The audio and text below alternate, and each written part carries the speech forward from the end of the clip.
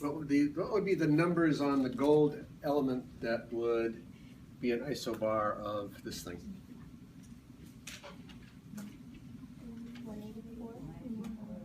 184, that's the easy part. Now you just have to remember what element is gold. 79. 79, yes. Okay. Pardon? I said easy peasy. It actually is pretty easy piece. It's kind of a simple little game. And of course they differ on the number of neutrons. They differ on the number of protons. But in this case, even though it's probably not a real element, doesn't really exist, as far as the naming scheme, we kind of get how that's going. All right.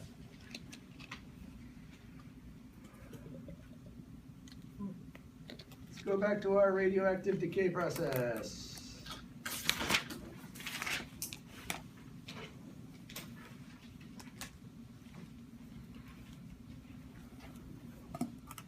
And let's pick up something like lead. No, not lead. Yeah, no, uranium. Element 92, 238. Nice, well-known radioactive substance. Most of uranium is the stuff that you find on the ground, but there's also a small amount of uranium that's a different isotope of uranium. So uranium-238 is radioactive while we're on the subject of isotopes. 235, 92. So this is an isotope of uranium. They're both uranium isotopes. If you just pick up a rock that has uranium in it, it's about 98% this, 98 or 99% that, and about 1% or less of this. And if you want to make a nuclear reactor or anything else nuclear, you need a lot of this. So what you have to do is take a bunch of uranium and, of course, separate the two. And there are big plants to do that. And, of course, if you listen to the news, that's what they're trying to stop the Iranians from doing. And, of course, the process of separating this stuff makes a big mess. And up in Hanford, Washington, from the World War II bomb projects, they have a really big radioactive mess left over from separating the stuff. So if you want job security, there's a whole industry of nuclear waste engineers. But it's all up there in Hanford, Washington. All right, so we're going to deal, that's a side topic, we're going to deal with uranium-238, which decays by an alpha particle, and it goes to something else. So I need you to see if you can remember what that alpha particle is. I'm interested in the atomic mass and the charge of the alpha particle. Did I tell you what the atomic mass and the charge of the alpha particle are? Did I tell you what it is? It's a helium atom? Helium nucleus. It's just the nucleus. Oh. Which means it only has just the nucleus part. It's only got some protons and neutrons. What's its atomic mass? 4. Since it is a nucleus, we can go ahead and just put those numbers there because it really is a nucleus. So we have a big nucleus spits out a small nucleus. And what's left? And what you want to do is just 2 plus what equals 92? 90, yes. And 4 plus 1. And 4 plus what equals 238? 234, yes. This is some element, we could look it up. I don't really care what element it is. But you got the game. It's a number counting game. This is the total number of protons. It has to be accounted for. So we're just doing accounting here. And the total number of other things has to be accounted for. That's all we're doing. Probably is. Where did he get the 4 and the 2 from? So, alpha, when it spits out an alpha particle, it's a helium atom. And so helium has a mass of 4 and 2 protons. Helium atom. PB, lead, 82, 208. Let's just suppose that it goes by beta minus to something else. So this is not like an alpha particle. What is a beta minus particle? Electron. That's the electron that gets spit out of the nucleus, oddly enough. Okay, so this has a charge of -1, but it has no mass. In the world of nuclear mass, it doesn't have mass. It really does have mass, using a different word for it. But for the purposes of the numbers on top, it has no mass. 0. So you can think of it as 0 mass. So what will be the number over here? 208. For any of the beta plus or minus, the number on the top you just copy over. That's all you have to do. And you can think of this as having a charge of -1. So 82 plus 1 minus 1 plus what is 82? 83. 83. And there you go, whatever element that is. You've got the periodic table memorized? All right. You were popular in chemistry class. Good deal. I don't know. I don't have them memorized. I never did. That's why I didn't do chemistry.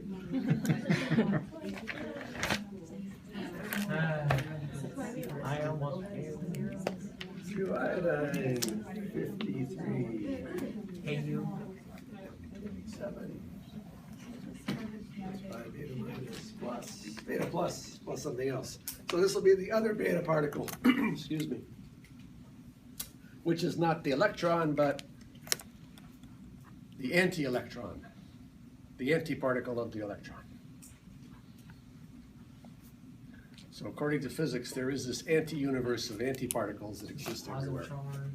Has positive charge, still has no mass No mass. from the type of mass we're talking about here. So what's the number on top? 127. And if this has a charge state of +1, what's the number on the bottom? 54. 52. Oh, Subtracting, adding, gotta get over that, yes. That's sort of the hard part of that game. Whatever element that happens to be. There might be some kind of periodic table that we need to know. 53. 53 is iodine. 52 is technetium. what was the one about 83? 83. Bismuth. I'm not worried about the names of these things. If you have a chart, we can look it up, but. So the reason they don't have mass is because it's so small that it's not important in this? It is a very small mass, but that's not why they don't have mass. Okay. It's the reason is that the electron is actually a completely different family of particle from the neutrons and protons that make up this number. So it's not considered one of them. But the mass would equal the mass of an electron? Not in this atomic mass calculation, no. This thing does have this does have the mass of an electron.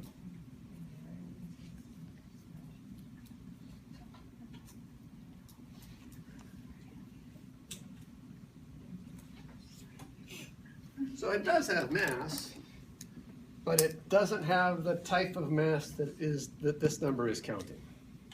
This number is really counting the number of protons and neutrons, and since it's not a proton or a neutron, it doesn't have their type of mass. So that's That's not included because it's not part of the family of protons. it's not part of the family of protons and neutrons, exactly. Sort of a shorthand way of saying it's different.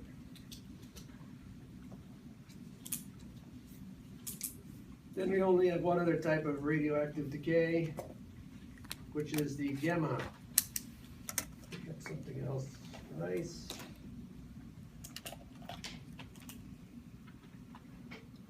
We'll take GE 3276. And it's going to go by a gamma emission, so it has to be in an excited state. And what is that gamma particle, the charge and the mass of that gamma particle? 0 and 0, because it is a photon. So what do we get? 3276, you just get GE again. GE, but not in an excited state. And that's your gamma radiation. Gamma decay. So we have 4 types of decay: gamma decay, beta plus, beta minus, and alpha decay. What are the common ones? Both the plus and minus, both the mass of an electron? Are those, in terms of the other scale? I didn't quite hear the question. You said the beta plus, not in the terms of the scale, but is the mass of an electron 9.11? Yeah. Is the beta minus as well? The beta minus is the electron. Okay. The beta plus is the anti-electron. Okay. And they seem to have the same mass, yes. As best we can measure these things, they have the same mass. Can you go over the decays again once more? The 4 different types? 4 types of decay. Thank you.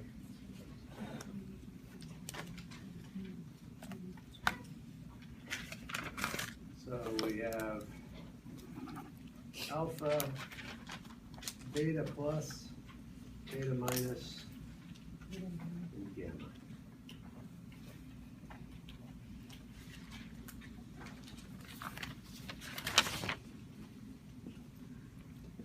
Okay, let's talk about charge. So this is 2E, this is 1E, this is minus E, and that is 0. Where E is equal to 1.602 times 10 to the minus 19 coulombs. That E is just a convenient shorthand. This thing has 2 charge units, this has 1 charge unit, that has a negative charge unit, that has no charge units.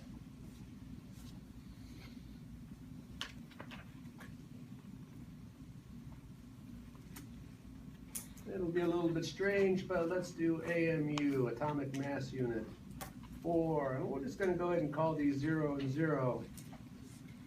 Because for our purposes in these types of decay, they don't have anything that would count in atomic mass.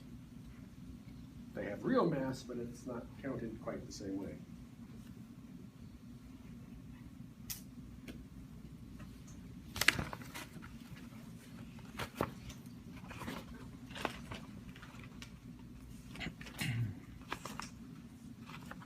Then I guess just for clarity, then we ought to have something about the real mass.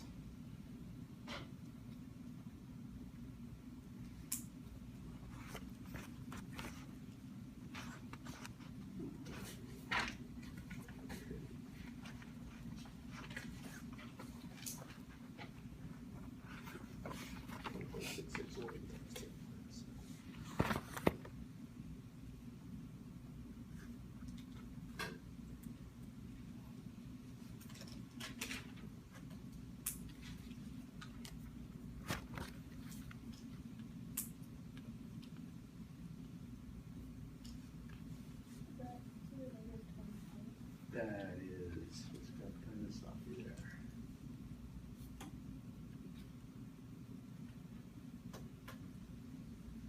So if you actually wanted to get the mass in kilograms of an alpha particle, it would be 4 times 1.661 times 10 to the minus 27 kilograms. The mass of an electron, or the beta plus or the beta minus, they have the same mass.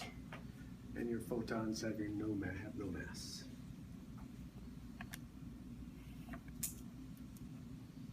So that's your type of radioactive decay. Which of the particles has the most real mass? Alpha. Okay, so this is the heaviest particle. Much heavier than that, right?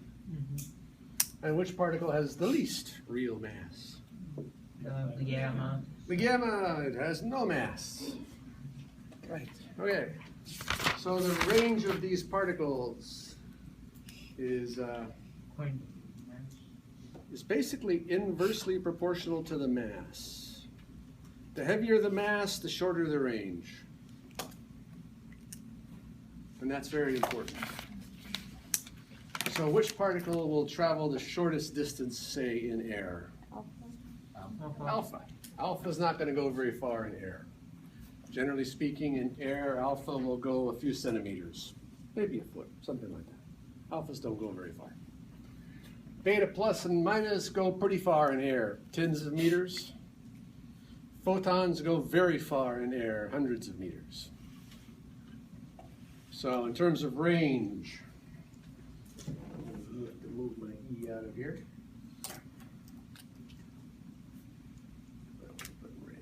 Oh.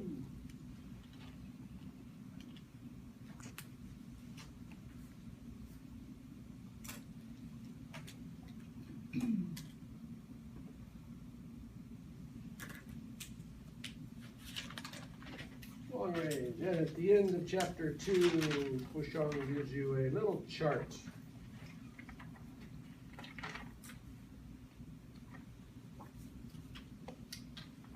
Does he give us a chart? Yes, approximate range in air. So, alpha particles, this is sort of on the order of 10 centimeters. Beta particles are on the order of 10 meters. And gamma particles, X-rays, are on the order of 100 meters. Just sort of a rough idea of the problems that this radiation might have, which is one of the reasons why you're learning about it, is that it's commonly used in research in hospital settings because of all the modern medicines. You might actually run into a lab and they got some stuff on the table that's radioactive. Yeah. So you encounter these particles more in like nuclear medicine? Nuclear medicine, yes. Oh, okay. Or a lot of other places. The industry uses a lot of radioactive sources for different things, calibrating instruments, all kinds of things. And you shouldn't run into it, but that doesn't mean you won't find it left around accidentally sometimes. Okay. Yeah. Unless you're working for an accounting firm, basically you have some chance of running into these things. They're used everywhere. And in terms of hazards, which one is the most hazard to you? Alpha. Alpha, I say gamma. gamma. Any reason for your choice? Because it can affect more objects at a much bigger range, I would say. Well, the gammas have the problem of a long range, so they go really far. They're really hard to stop. Because they're really hard to stop, they don't do much. Oh, okay. But they go really far, so that presents a real threat. So yes, the range of the gamma makes them a real problem.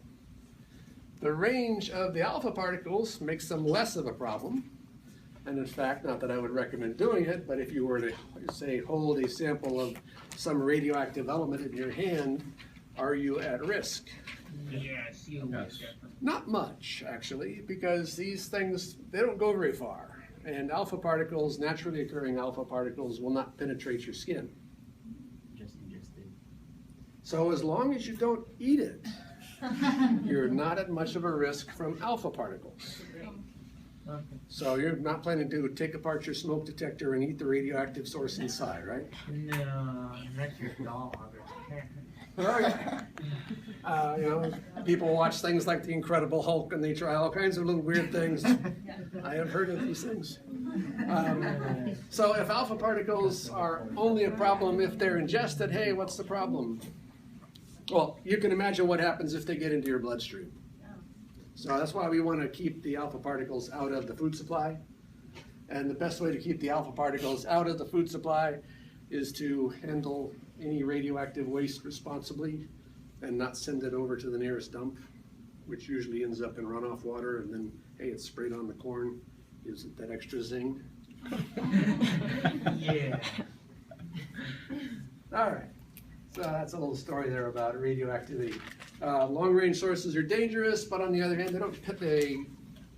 they don't have much mass, so they don't actually disrupt the atoms very much because they're so light. They don't actually cause much of a problem. Alpha particles are very heavy, so if they get into the blood system, they can really disrupt the atoms, the molecules in your body. They can disrupt the DNA is the big issue and cause cancer. Enough of that story. All right, let's get into some radioactivity.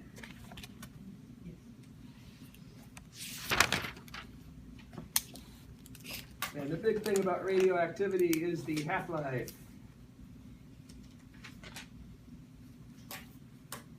I usually designate that by T sub 1/2. And what does the word half-life mean to you? Like when you get the activity reduces to half. The time by which the activity reduces to half. Sounds like a good textbook definition. Something more personal. How it decays. Pardon? How an element decays. Not how, but it does have to do with the decay. I would say like if you're taking a medication, how long between it's only like half the dose? How long between it's half the dose? Yeah, sort of before it leaves your system. Yeah. Yeah, so it's a nice practical example of a half-life. I was going for the more mundane. Let me hear what you got. Sorry, I was asking a question about that symbol means next to the 1/2. Is That's a that- T 1/2, T sub So 1/2. it's a T 1/2. Oh, Just sorry. meaning half-life. Yeah, I just didn't write it very neatly. I was thinking more mundanely of, say, the box of donuts that shows up in the break room. So you got 24 donuts that shows up in the break room, first thing in the morning. And then, you come back in about 30 minutes. And how many are left? 6. No, you got a hungry crew. Let's just say the half-life is around 30 minutes of a box of donuts. That's a good way. Let's say. So we start off with, say, 24 at time t is equal to 0. And then 30 minutes later, we have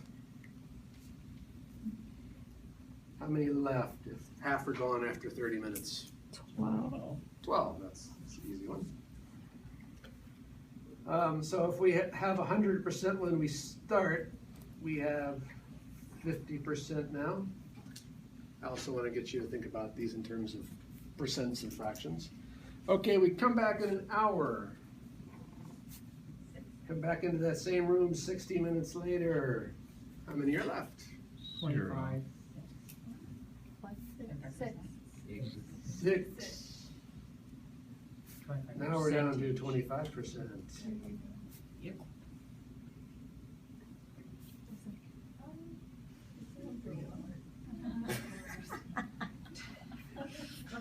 So now we've gone through 2 half-lives. After the first half-life, 30 minutes in other words, we have 50%, 12.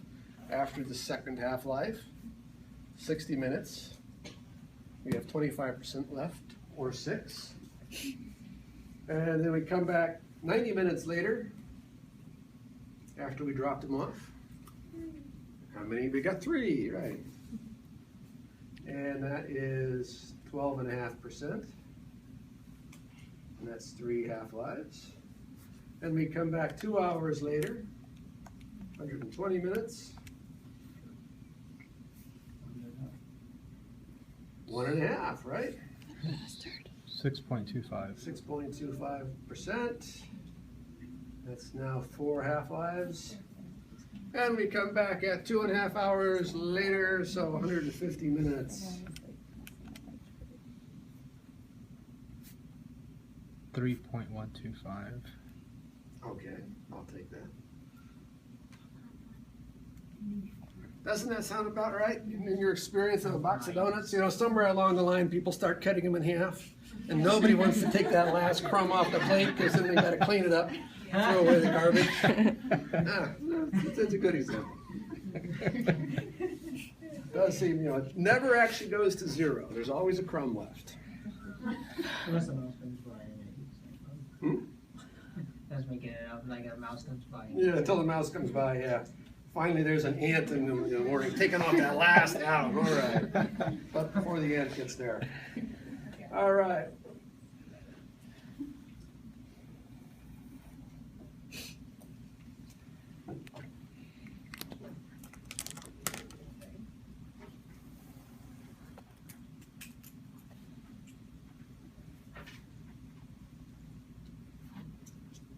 right, so now we come into the we build the table. By the way, a lot of the radioactivity half-life questions can be answered simply by just constructing a quick little table. And you'll find that'll go really quick. Usually it goes maybe 5 half-lives and you'll figure it out. But then we get some question that's sort of like this. All right, we've constructed that table. Now I want to answer the question, how many of our donuts will be left at 100 minutes? And so given that we've constructed this table, how would you answer that question? Okay. You can't tell me exactly. You're going to have to give me sort of a range. More than, less than. Between 1.5 and 3. Between 1.5 and 3. Yeah. Less than 3, more than 1.5.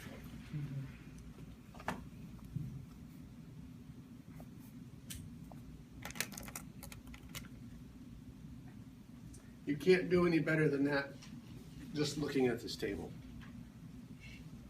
You can't say, oh, it's 2.25 or something like that. Doesn't work.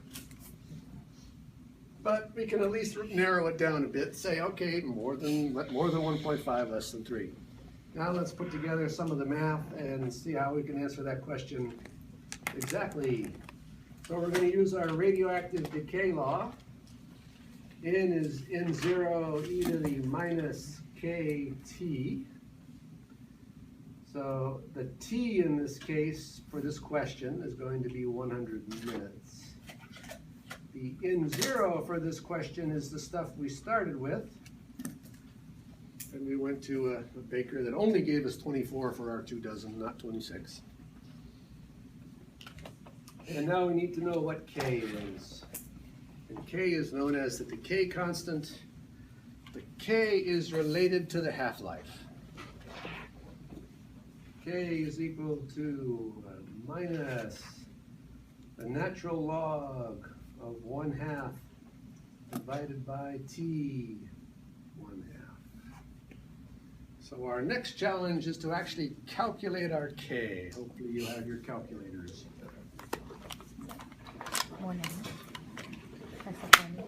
Minus, you need to find the natural log button, 1/2 divided by 30. And this has units of minutes.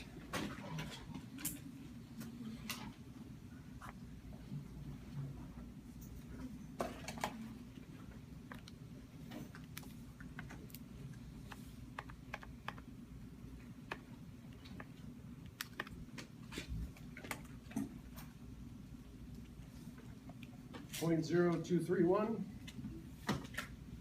How do you type that in? 0.0231. Let me just write this down and I'll explain. Oh, All right, so it's the, you probably want to do the natural log of 1/2 or the natural log of 0.5.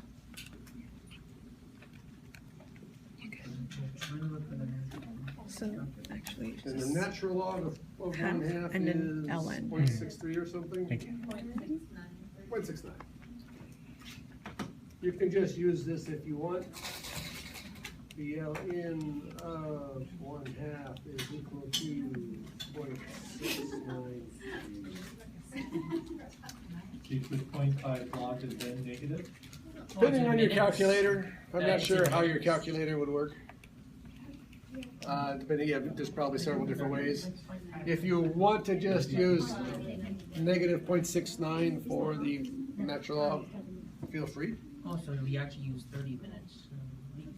You use 30 minutes, yes. Oh, okay, so that's T 1/2, that's the 30. Oh, This is the half-life. My bad.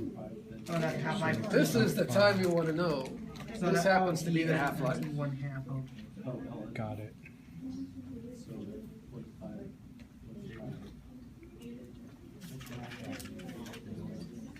30 minutes. Why is it minutes to the -1? Because this unit happens to be in the denominator of that expression. So we don't change And it if to it's seconds? positive, we it's You change don't negative. change it to seconds. Okay. Pardon your question? Oh no, if it's positive, then it's negative. It's positive and it's negative. Profound. Another way to write that, if you don't happen to like that, would be 0.0231, just over minutes, would be another equally effective way to write it. With this K, you are going to have the units of time. They will be in the denominator, just remember that. Okay, so we've got our pieces for our formula here. We've got our N0. You now have the K. K itself is a positive number. When you put it up there, you're going to multiply it by a negative number, negative sign. You've got your time, 100 minutes. See how many donuts are left after 100 minutes.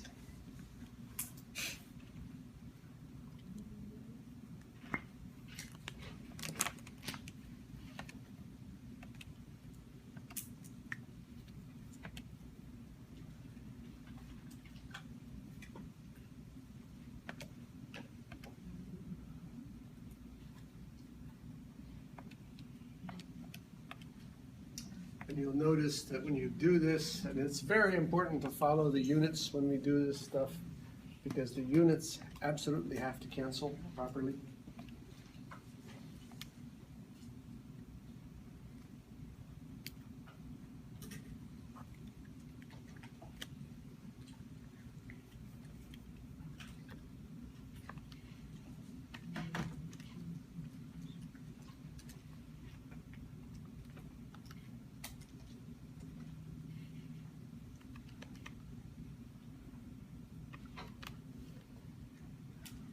So I just did that E calculation there and I got 0.0996. I wrote it out so you can see it. And when I finally do the calculation, I found that there's 2.38 left.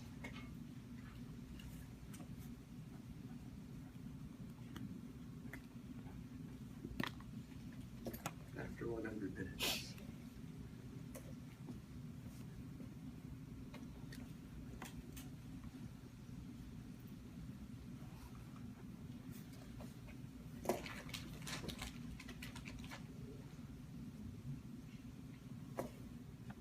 How'd it go? Too much, too quick. Walk through it one more time. Summarize where we are. So we started off with our idea of a box of donuts with a 30-minute half-life. We constructed this chart. We asked the question, how many will be left after 100 minutes? We know it's somewhere in here between 3 and 1.5. But we don't know exactly what. So now we're going to try to answer that question. So this is our formula for our radioactive decay. We know the time that we're interested in, 100 minutes. We know how many we're starting with.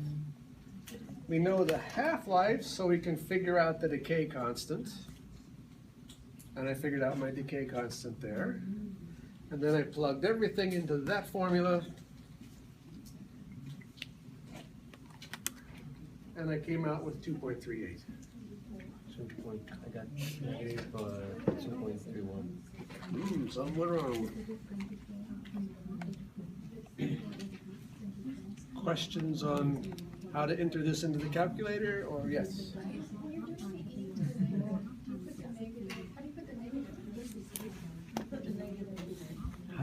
How would I put the negative in? Good question. What you might want to do is So just do something 24 like, is what you start off with. So we started with 24 donuts. Oh, I get it. That's the parentheses. yeah, you could That's just K say two. negative 0.0231 24. times 100.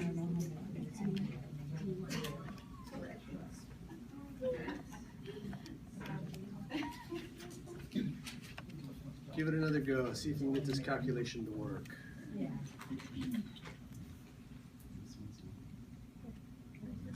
I got 1.06. So So when you do 24. e to this thing, E. Right? of course So you can multiply I would that put easily. the value with this is e to the negative thing first, then multiply by 2.31. 24. Got it. Okay. You're should get 0.009, 0.09926.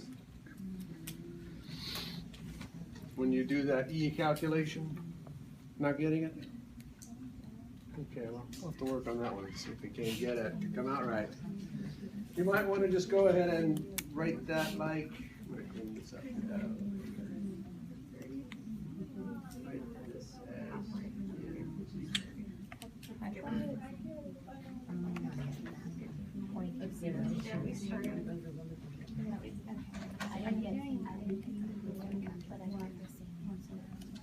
So if you should be able to enter that into your calculator.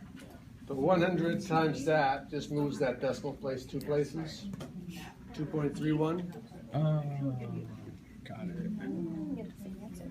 So hopefully you're not having trouble with that. And then just a matter of getting that into and out of the calculator.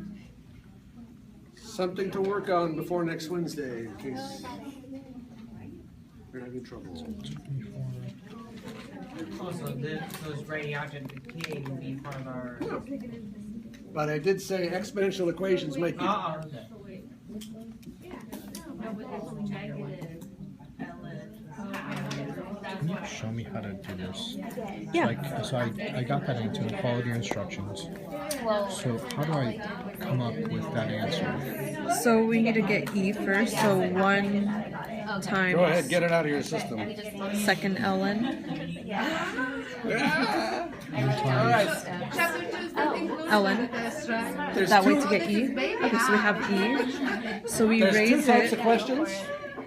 So I gave you the Yeah. simple one. And in parentheses, How much will be left after 100 minutes? 2.31, So you can also Negative. flip that around. close parentheses. A type of question And you get would this be, number. when will there be 9 donuts, 9 whole And then you donuts multiply left? 24. Okay. Thank And you can look at the chart and you can say, somewhere between 30 minutes to an hour. Let's try that one. When will there be 9 donuts left?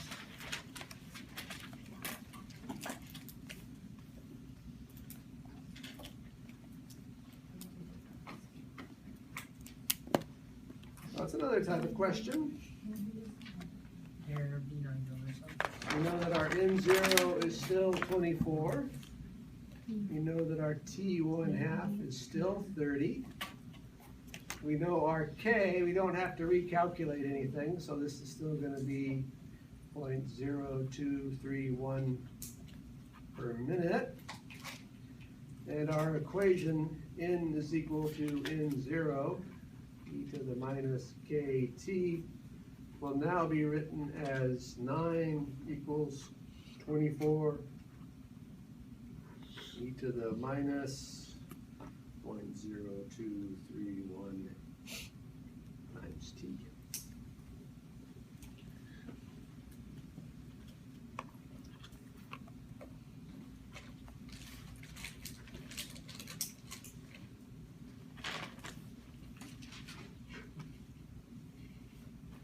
Your goal is now to get that t out of that expression.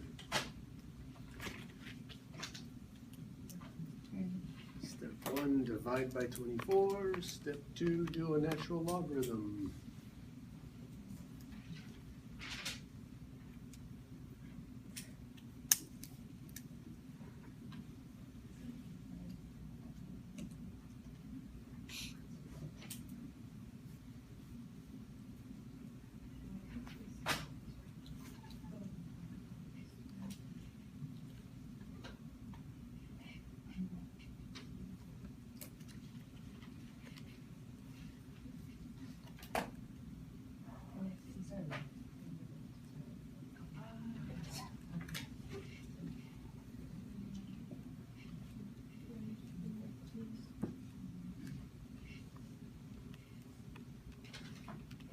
So the ln undoes the e, and you just get your number. One more step.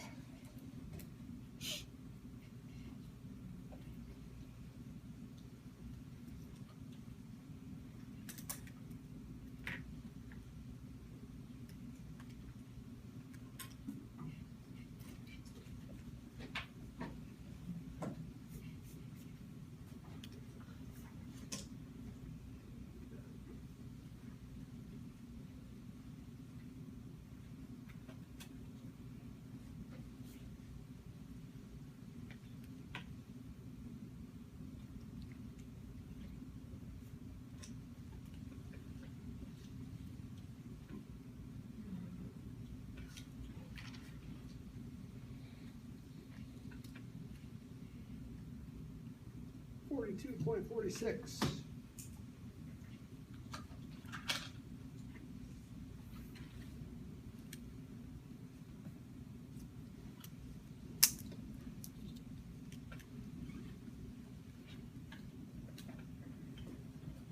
So where are we getting lost? In doing the math or just getting it out of the calculator? Getting it out of the calculator. All right. Yeah. Chapter 1 is the original example. Chapter 1, but we did talk about math, so dealing with logs and exponents. It won't be phrased in terms of a radioactivity question. It might just be evaluate this log or solve for t or something like that.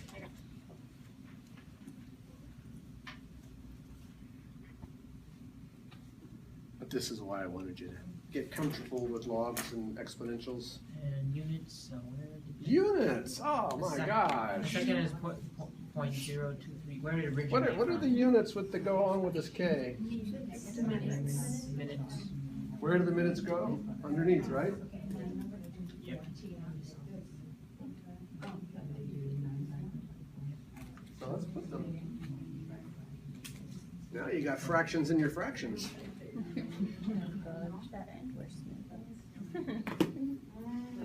How does that work out?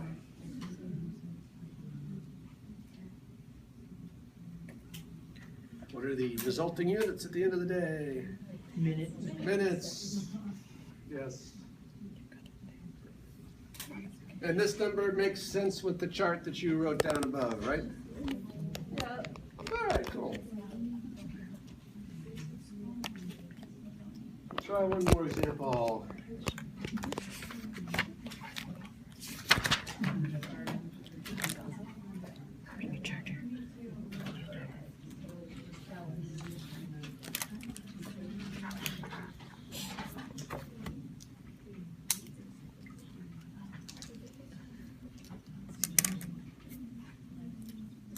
Carbon 14.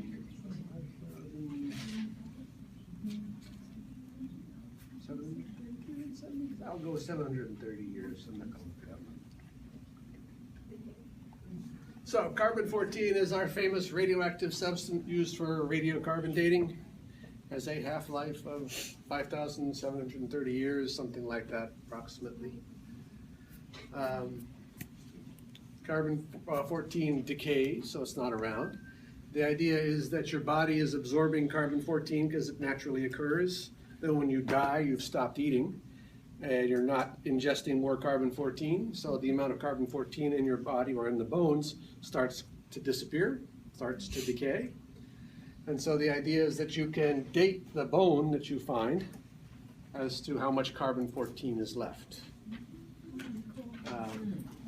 So that's what the idea of radiocarbon dating is.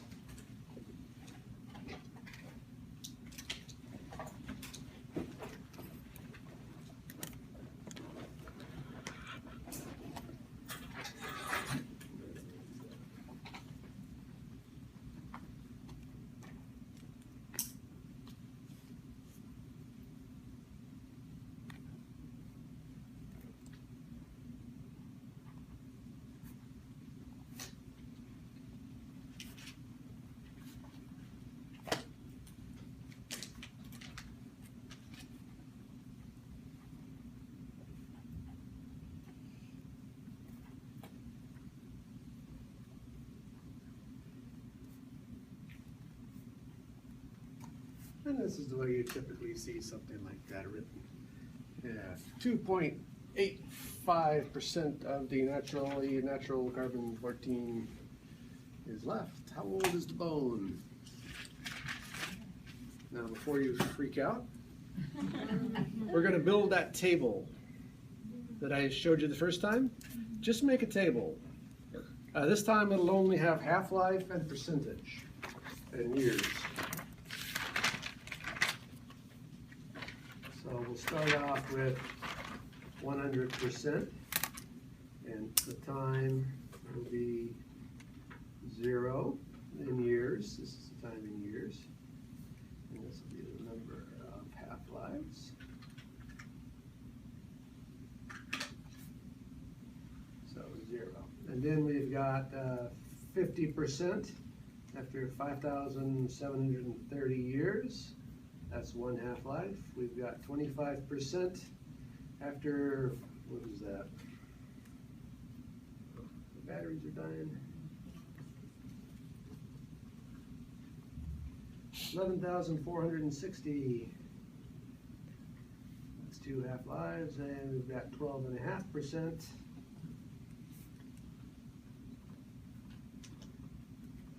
At 17,190. Three half-lives, 6.25. 22,920.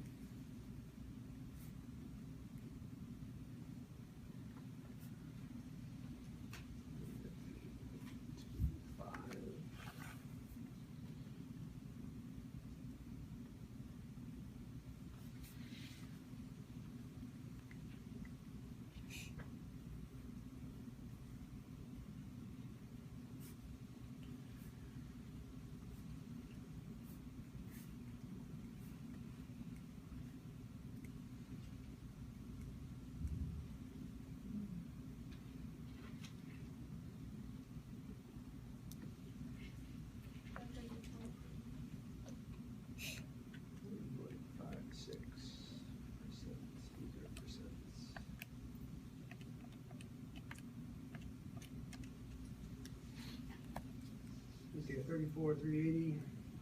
So to answer the question,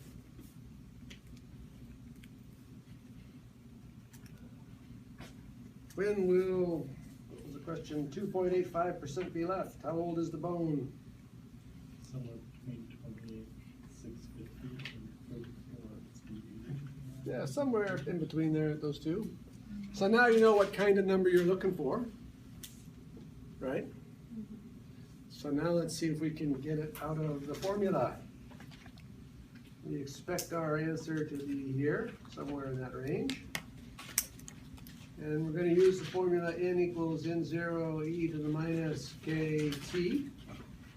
And we want to find t.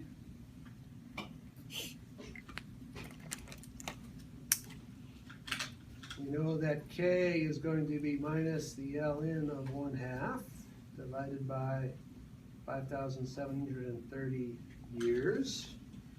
Our units of k this time are going to be reciprocal years, so that will be a little bit different.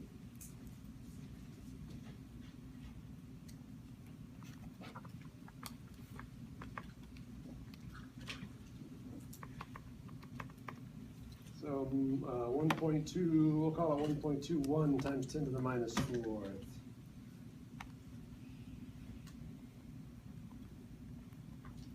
It has years in the denominator. And you'll see what's a little bit different this time is that n0 is not known, and n is not known.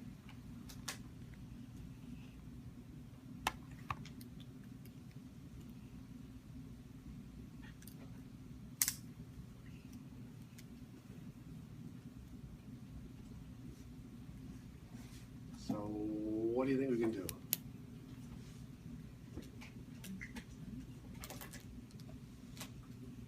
When in doubt, divide.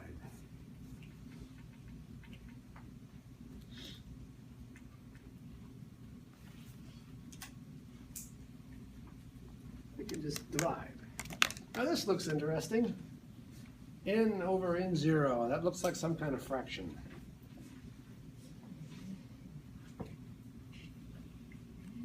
N is the amount that we have left, n0 is the amount we started with.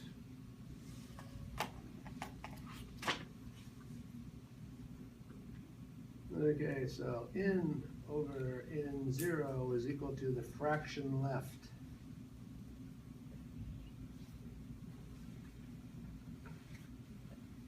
All right. How does that relate to the 2.85%?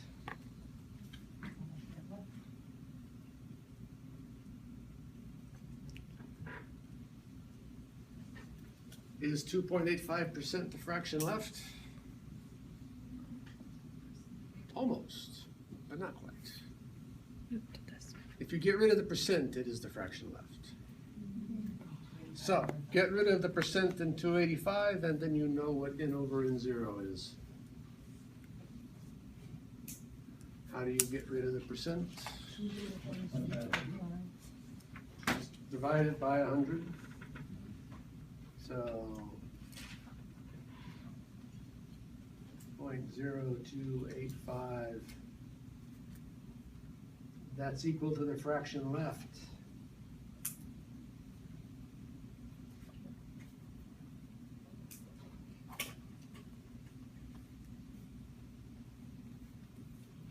So, okay, this is getting actually even easier.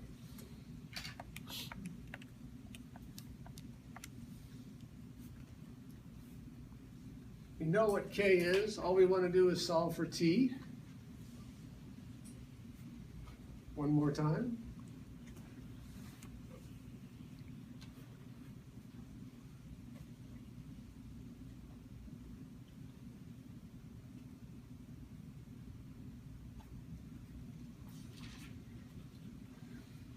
Is it okay if I just jump to that step of applying the log to that number and writing down that result?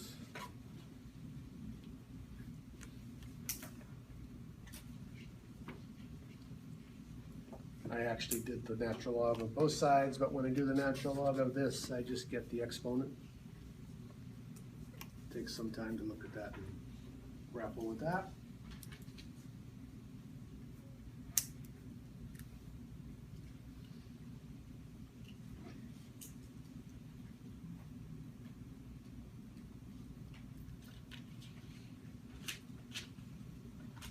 And there. Now we'll put the numbers in place.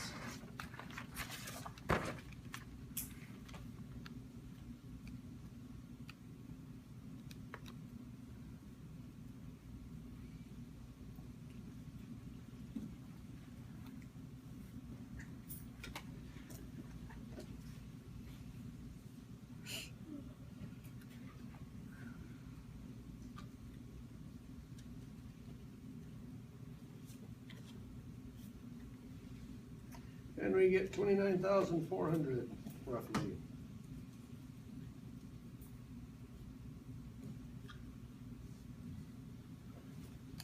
And I do believe that number falls in about the right place on our table, so we have some nice way of checking our answer that it makes reasonable sense.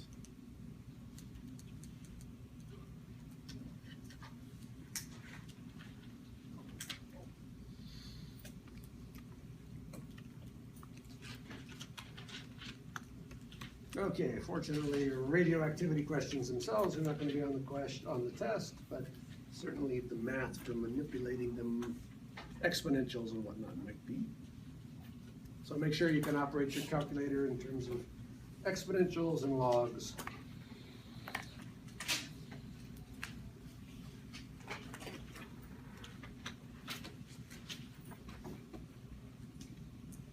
Something called activity. Let me go back to my donut example. I'm making us hungry too.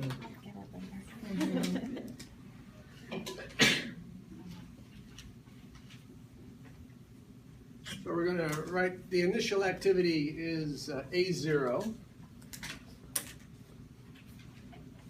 And it turns out to be K times N0. Just that decay constant that we calculated. And let's see what it means for us. We had K is equal to minus the ln of 1/2 divided by 30 minutes. What's that number? 0.0231.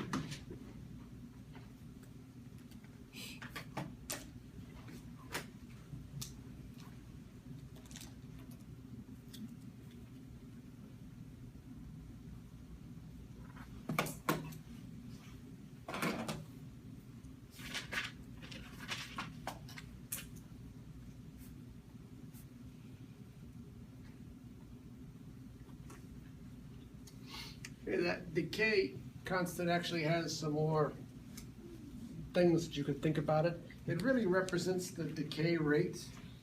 So we can really think of this as decays per minute.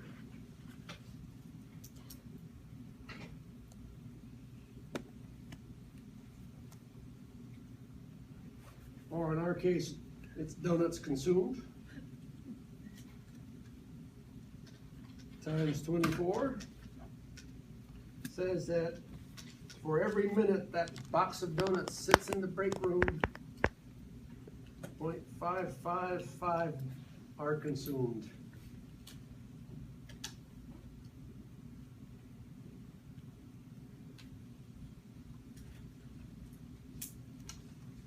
So you can really have some good break room conversation now. You can say on average, half a donut is consumed every minute when you drop that box of donuts off.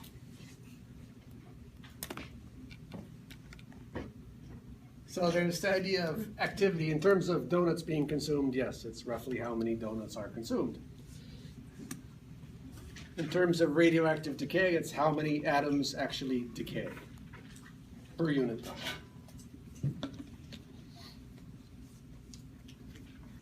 But now the activity changes as time goes on, because the activity is related to how many are there, and this number is decreasing. So you'll find out, and I think I wrote it down for you on that general formula sheet, that in addition to your number present at any time, you have an activity which follows the same radioactive decay law.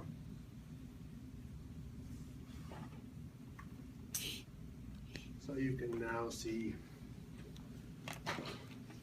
the activity of this sample. How many donuts are being consumed per minute, or how many atoms are decaying per second.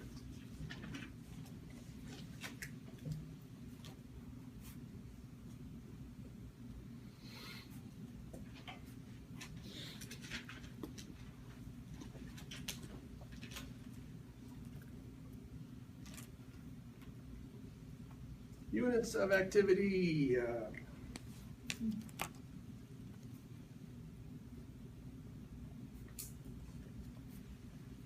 Decays per second,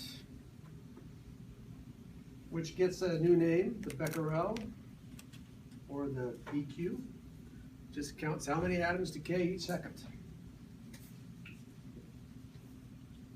And there's an older unit of this. What is the older unit of activity? The Curie. And the relationship between the Curie and the becquerel. Well, you have to remember Madame Curie was working a long time ago with some very crude instruments.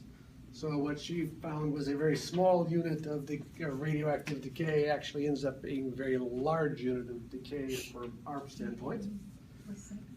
So 1 Curie is equal to 3.7 times 10 to the 10th becquerels, or decays per second. So if you see anything labeled with a, you see if you run into a bottle of something on the table in a lab and it says it's got an activity and it says Curies, get out of the room right away. You should never run into anything that's got Curies on it. Might have microcuries or nanocuries. Still a common unit. They don't always use becquerels. A Curie is a whopping unit of radiation. You don't want to be around a Curie source. 10 to the 10th or 16? 10 to the 10th.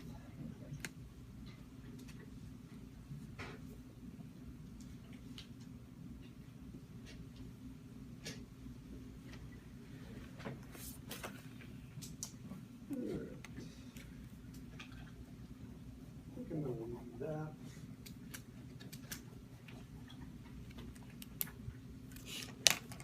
For today, because I want to do something else with that next week.